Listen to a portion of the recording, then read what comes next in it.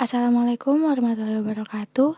Perkenalkan, saya Elisa Hairaina Sution dari kelompok 4 dengan NPM 20202151500281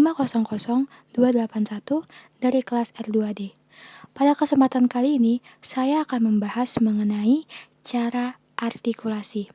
Pertama-tama, saya ingin berterima kasih kepada dosen pengampu saya, Bapak Irwan Siagian, MPD. Sebelum masuk ke dalam materi, saya akan menjelaskan mengenai bahasa. Apa sih bahasa itu? Bahasa adalah suatu sistem simbolisan yang arbitrer dipakai oleh anggota suatu masyarakat untuk berkomunikasi dan berinteraksi antar sesamanya, berlandaskan pada budaya yang mereka miliki bersama.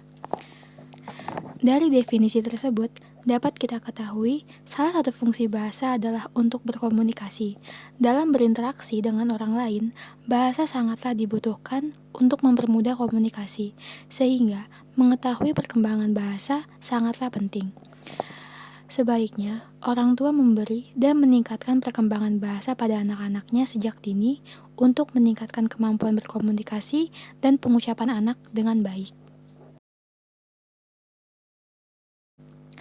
Artikulasi. Menurut Mustain, artikulasi adalah apa yang kita definisikan sebagai struktur-struktur dalam otak yang melibatkan kemampuan bicara atau area kemampuan bicara, membaca atau pemrosesan kata lainnya, dan area gerak tambahan, seperti menulis, membuat sketsa, dan gerak-gerak ekspresif lainnya. Berdasarkan definisi menurut Mustain tersebut, artikulasi merujuk kepada apa saja yang berkaitan dengan aktivitas berbicara dan melakukan sesuatu akibat dari pemrosesan hasil dari kerja otak. Penerapan model artikulasi dalam proses pembelajaran sangatlah melibatkan kemampuan berbicara serta gerak ekspresif akibat dari kegiatan berpikir seseorang. Selain itu, Endang Supartini menyatakan artikulasi adalah perangkat alat ucap atau alat bicara yang mekanisme kerjanya memproduksi suara atau bunyi bahasa yang mempunyai sifat-sifat, sehingga bunyi yang dihasilkan antara satu dengan yang lainnya berbeda. Pengertian lainnya, artikulasi adalah bagian tertentu alat ucap yang dituju atau disentuh oleh artikulator, yaitu bibir atas, gigi atas, langit-langit keras, dan langit-langit lunak. Artikulator.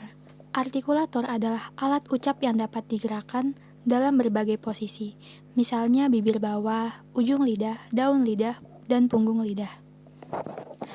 Berdasarkan jenisnya, artikulator dibedakan menjadi dua, yaitu artikulator aktif dan artikulator pasif. Artikulator aktif. Artikulator aktif adalah alat ucap yang dapat bergerak untuk menghasilkan bunyi bahasa, seperti lidah dan bibir. Sedangkan artikulator pasif adalah alat ucap yang tidak dapat bergerak, tetapi disentuh atau didekati oleh artikulator aktif dalam menghasilkan bunyi bahasa, misalnya gigi atas dan langit-langit. Faktor-faktor yang mempengaruhi artikulasi. Yang pertama, sikap badan. Yang kedua, posisi mulut. Yang ketiga, latihan vokalitas. Yang keempat, pembentukan bunyi vokal dan bunyi konsonan. Konsonan. Konsonan adalah bunyi bahasa yang diproduksi dengan cara setelah arus ujar keluar dari glotis, lalu mendapat hambatan pada alat ucap tertentu di dalam rongga mulut atau rongga hidung. Bunyi konsonan dapat diklasifikasikan berdasarkan yang pertama, tempat artikulasi, yang kedua, cara artikulasi, yang ketiga, bergetar tidaknya pita suara, dan yang keempat, struktur. Pembentukan bunyi konsonan. Bunyi konsonan merupakan bunyi-bunyi yang melibatkan penyempitan atau penutupan pada daerah artikulasi. Ketika seseorang melafalkan bunyi konsonan, udara yang dikeluarkan dari paru-paru sedemikian rupa harus dihambat. Bunyi konsonan dapat dihasilkan dengan cara menutup atau menyempitkan saluran suara pada beberapa tempat. Secara sistematis, pelafalan bunyi konsonan dibagi menjadi dua, yaitu berdasarkan tempat artikulasinya dan berdasarkan mekanisme artikulasinya.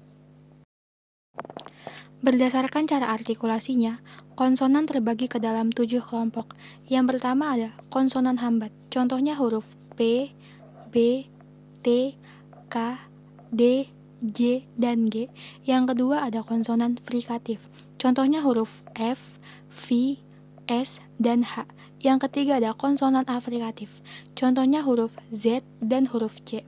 Yang keempat ada konsonan sengau, contohnya huruf M, N, Eng, dan Eng. Yang kelima ada konsonan getar, contohnya huruf R. Yang keenam ada konsonan lateral, contohnya huruf L. Dan yang ketujuh ada konsonan semivokal, contohnya huruf W dan huruf Y. Berdasarkan letak artikulasinya, konsonan terbagi ke dalam 6 kelompok. Yang pertama ada konsonan bilabial, contohnya huruf P, B, M, dan W. Yang kedua ada konsonan labiodental, contohnya huruf F dan huruf V. Yang ketiga ada konsonan alveolar, contohnya huruf T, D, S, Z, N, R, dan L.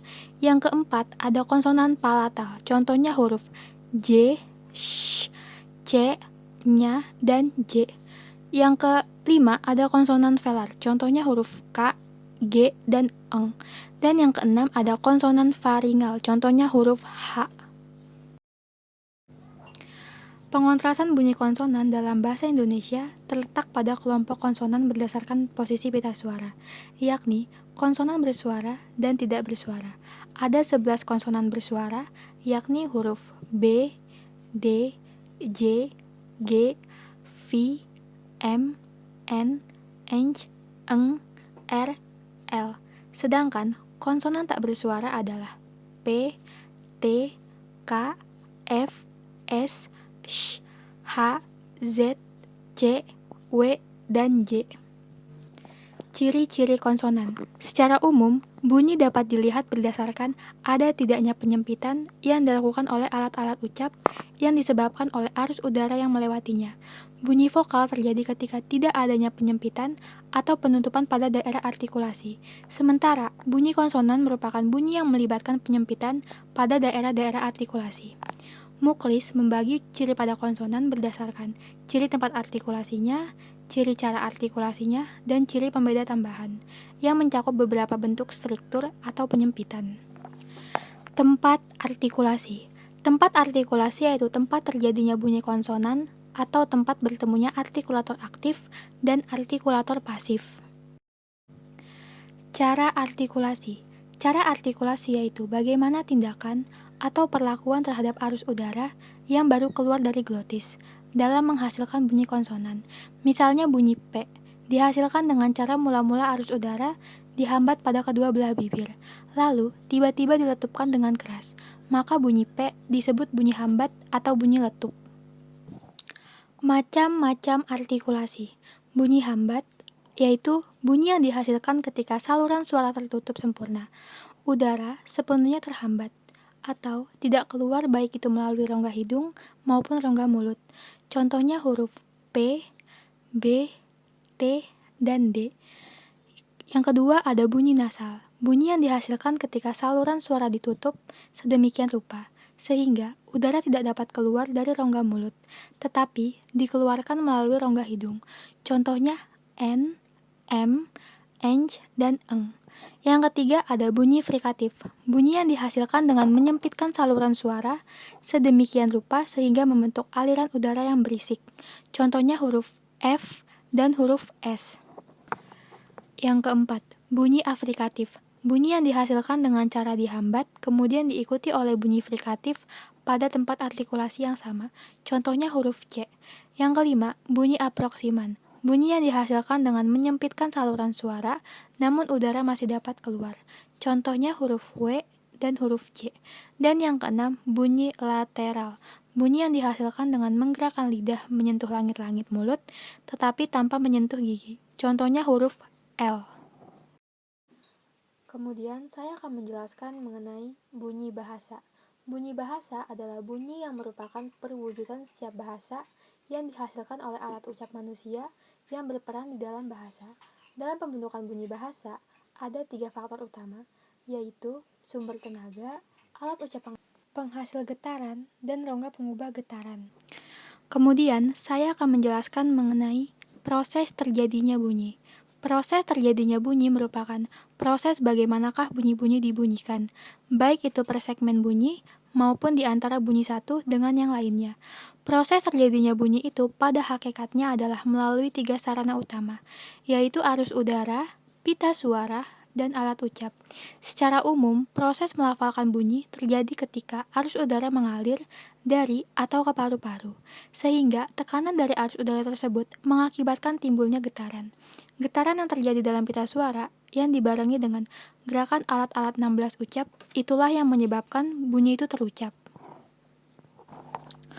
Proses pembentukan bunyi. Proses pembentukan bunyi merupakan kelanjutan dari proses terjadinya bunyi yang melibatkan penggambaran lebih detail tentang bagaimanakah setiap segmen bunyi-bunyi bahasa tersebut dilafalkan. Proses pembentukan bunyi dibagi menjadi 2 kelompok besar, yaitu pembentukan bunyi vokoid atau vokal dan bunyi kontoid atau konsonan. Lebih lanjut, pada bunyi vokal, proses pembentukannya dapat dilihat berdasarkan posisi lidah dan bentuk bibir. Sedangkan pada bunyi konsonan, pelafalannya dapat dilihat berdasarkan titik dan mekanisme artikulasinya. Pembelajaran artikulasi.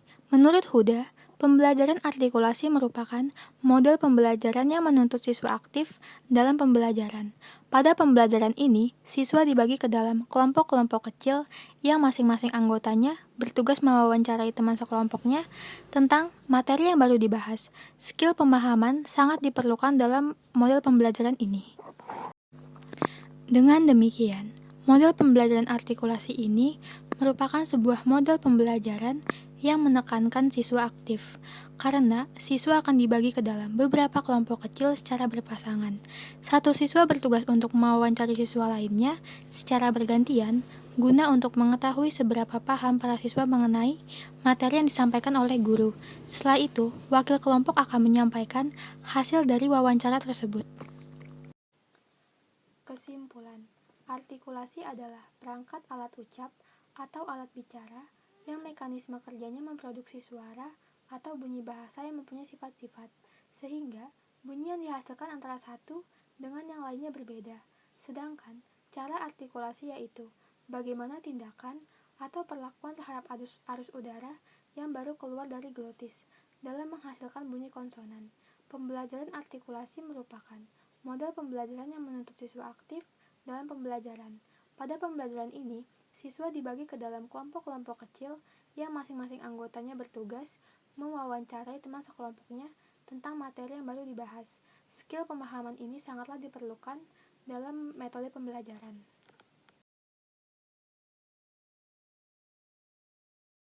Mungkin sampai di sini saja penjelasan saya kali ini. Kurang lebihnya saya mohon maaf. Semoga ini bisa menjadi pembelajaran untuk kita semua.